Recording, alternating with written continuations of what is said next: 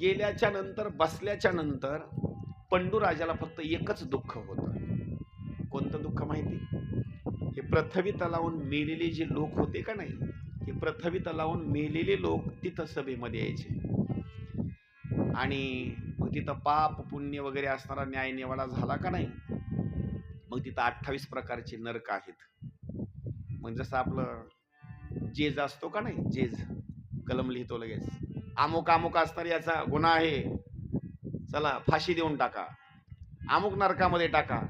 असं एखाद्या मेलेल्या माणसानं तिथं ऐकलं की त्यानं रडायचं, नका हो, नका नका नका, मला टाकू नका तिथं, नका टाकू नका. हरिविन जन्म नरकाची पैजान, हरिविन जन्म नरकाची पैजान, हरिविन जन्म नरकची पैजान, हरिविन जन्म नरकची पैजान.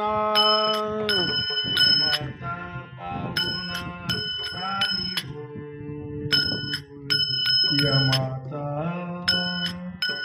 यमाचा पाहुणा,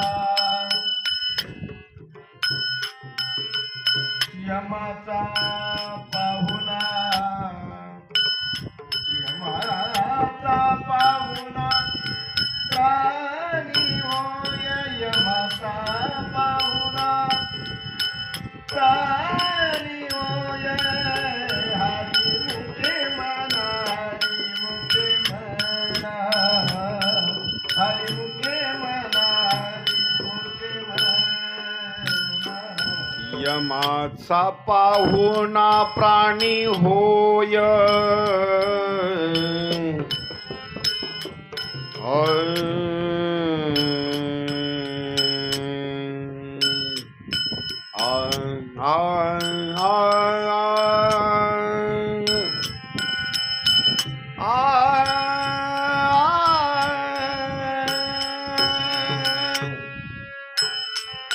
यमाचा पाहुणा प्राणी होय, हरिमुखे म्हणा, हरिमुखे म्हणा, म्हणा हरिमुखे, हरिमुखे हरिमुखे. यमाचा पाहुणा प्राणी होय. तिथं त्या पंडूराजानं बघायचं. पंडूराजानं बघितल्याच्या नंतर पंडूराजाला दुःख व्हायचं, कारण प्रत्येक माणूस रडायचा ना त्या सभेमध्ये. पंडूराजाला एवढंच दुःख, नारद मुनी एक दिवस तिथं आले. त्याला दृष्टांत जर सांगायचं म्हटलं की आपण रस्त्यानं चाललोत, रस्त्यानं जात असताना एक 10-20 लोक आहेत आणि 10-20 लोक एका माणसाला मारत आहेत. तुम्हाला बघू वाटेल का? दुःख होणार बरं का. तसं काय करतात माहिती का? त्या यमाच्या दरबारामध्ये एकदा त्याचा निर्णय जर दिला ना, त्याला मारीत असणारे नेतात. मारीती, तोडीती, झोडीती, निष्ठुर, यमाचे किंकर बहुसाल, असं त्याला मारतात. हे दुःख पंडूराजानं बघितलं. नारद मुनी तिथं आले होते. नारद मुनींनी सांगितलं, राजा पंडू, काही दुःख आहे का तुला इथं? सांगितलं, सगळा आनंद आहे, फक्त मला इथं एका गोष्टीचं दुःख आहे. हे लोकाचं दुःख मला बघू वाटत नाही. एक बोलू का तुम्हाला? कुठे जर आपण मातीला गेलो का नाही, मातीला एखादा माणूस जर मरण पावला का नाही, आणि मातीला जर गेलो आणि त्या प्रेताचे नातेवाईक जर रडू लागले का नाही, प्रेताचे नातेवाईक, तुमचा संबंध तेवढा जरी नसला तर ते रडू लागले का नाही, तर त्यांचं दुःख बघून तुमच्या डोळ्याला पाणी येतं. येतं का नाही? म्हणजे ते दुःख बघून तुमच्या डोळ्याला पाणी येतं, अंतःकरण असं चरचर चरचर करतं, असं म्हणजे आपल्याला सुद्धा वाईट वाटतं बरं का. पंडूराजा सभेमध्ये आहे यमाच्या, पण त्यांना मारहाण करत असताना याला दुःख होऊ लागलं. आणि सांगतो तुम्हाला, असं दुःखाचा प्रसंग जर बघितला तर दिवसभर डोकं दुखतं, अन्न आपल्याला खाऊ वाटत नाही. पंडूराजा नारदजीला सांगितलं, नारदजी, एक माझी विनंती आहे. इथं मला कोणत्याही गोष्टीची कमतरता नाही, फक्त दुःख एका गोष्टीचं आहे, हे लोकांचं दुःख मला बघू वाटत नाही. माझी एक विनंती आहे, मला इथून स्वर्ग लोकाला निघून जायचं आहे. एक माझी विनंती आहे, माझ्या मुलांना पृथ्वी तलावर जाऊन सांगा, मला स्वर्ग लोकाला निघून जायचं आहे. माझ्याकरता राजसूय नावाचा यज्ञ करा. काही गोष्टी लक्षात ठेवा बरं का चांगल्या. माणूस मरण पावल्याच्या नंतर त्याला स्वतःचा उद्धार त्याला करून घेता येत नाही, पाठीमागलच्या लोकांनी त्याचा उद्धार करावा लागतो. हे 13व्याचा कार्यक्रम, 10व्याचा कार्यक्रम, वर्ष श्राद्ध, पुण्यतिथी का करायची माहिती का? ते मरण पावलेला माणूस त्याला स्वतःचा उद्धार करता येत नाही, पाठीमागलच्या लोकांनी तो उद्धार करावा लागतो.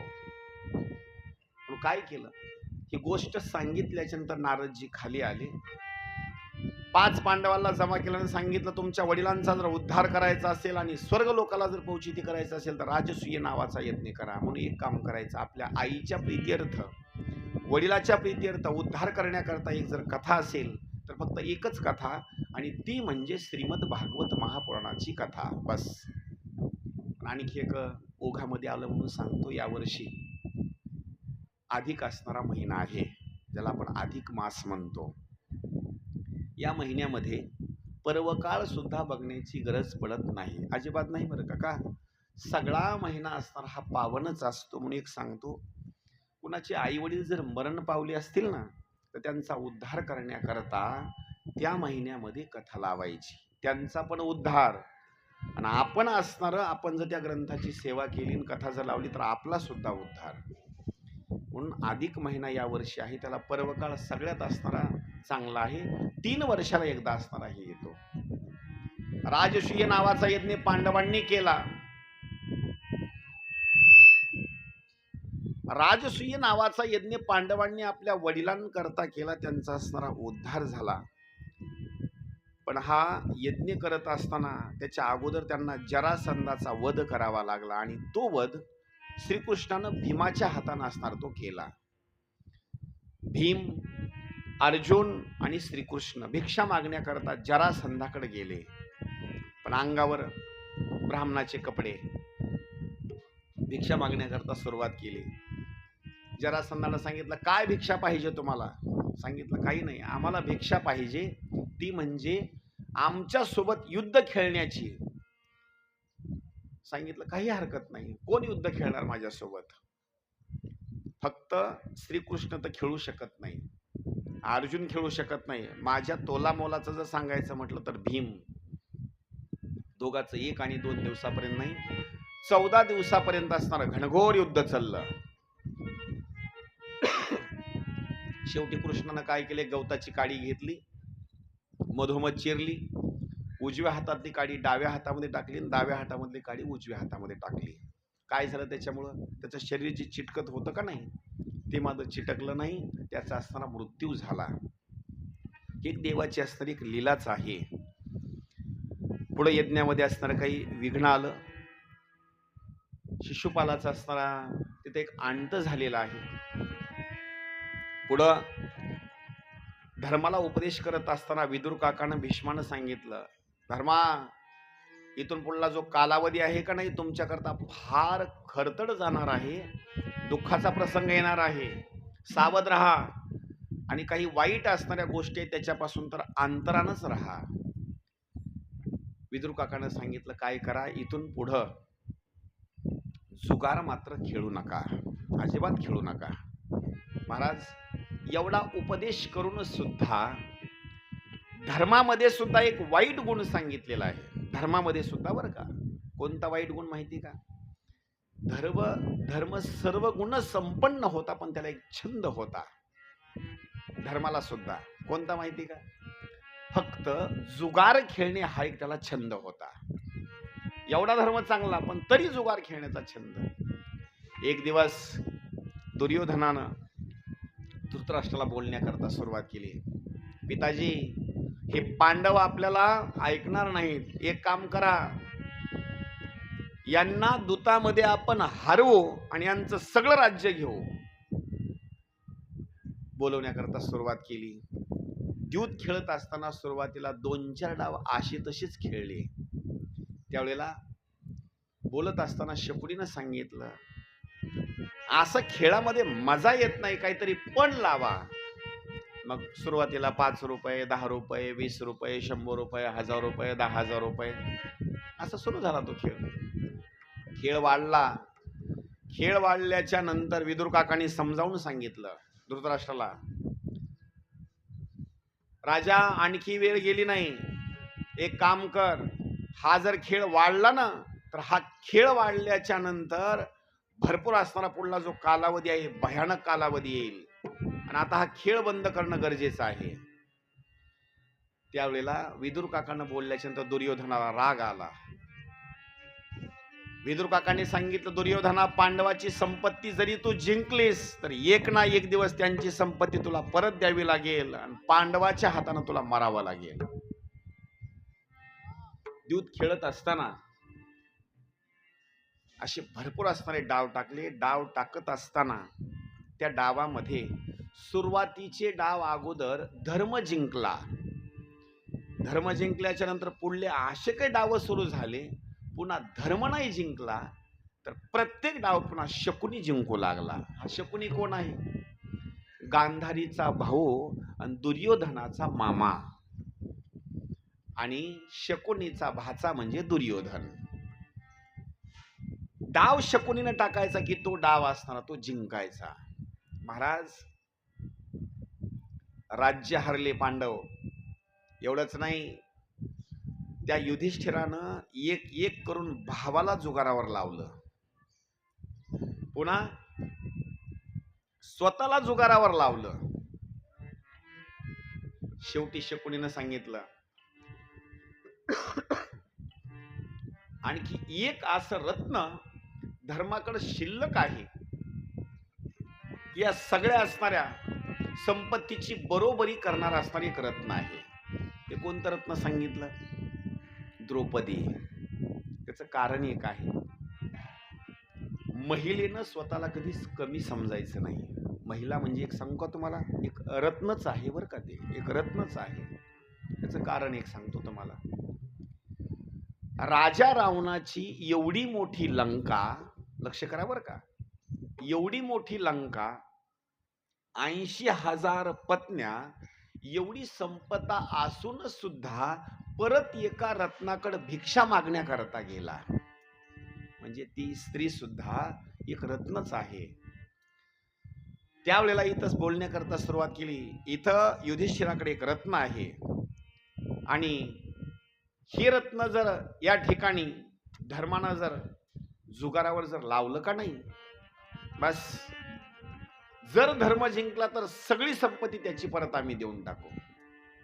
आतापर्यंत लोकांनी जुगार खेळला, कलियुगामधले असतील, कोण घर विकलं असेल, लक्ष करा बरं का, घरामधलं असणारं सोनं असेल, काही धान्य असेल, कपडे असतील, पण आतापर्यंत असं ऐकण्यात आलं का आपल्याला की जुगारावर पत्नी लावली? असं ऐकण्यात आलं?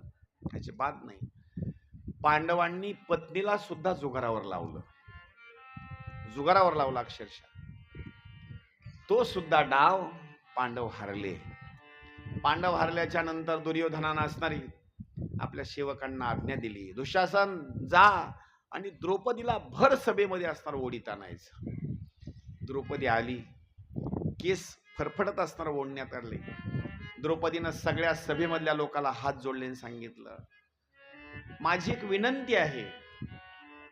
धर्मनीती अशी सांगते, जो माणूस हारलेला आहे, हारलेल्या माणसाचं त्याचा अधिकार होऊ शकत नाही की तो आपल्या पत्नीला जुगारावर लावू शकेल. धर्म अगोदर हारलेला आहे आणि एकदा जो हारतो का नाही, हारलेल्या माणसाला अधिकार नाही पुन्हा पत्नीला लावण्याचं जुगारावर. तिनं हात जोडले, भीष्माचार्याला प्रश्न विचारला, कृपाचार्याला प्रश्न विचारला, अनेक असणारे लोक होते, कोणी सुद्धा काही बोललं नाही. त्याचं कारण एक आहे. का बोलले नाही त्याचं कारण असं आहे, हे सगळं जे अन्न खात होते का नाही, हे अन्न कुणाच्या घरचं खात होते? दुर्योधनाच्या. आणि दुर्योधनाच्या घरचं अन्न खाल्ल्यामुळं त्यांना सत्याची बाजू घेता आली नाही. कुणी गोष्ट लक्षात ठेवा बरं का, कुणाच्याही घरचं अन्न खात जाऊ नका. एखाद्या दिवस आपल्याला त्याच्या पापामध्ये सहभागी व्हावं लागेल. अजिबात अन्न खायचं नाही.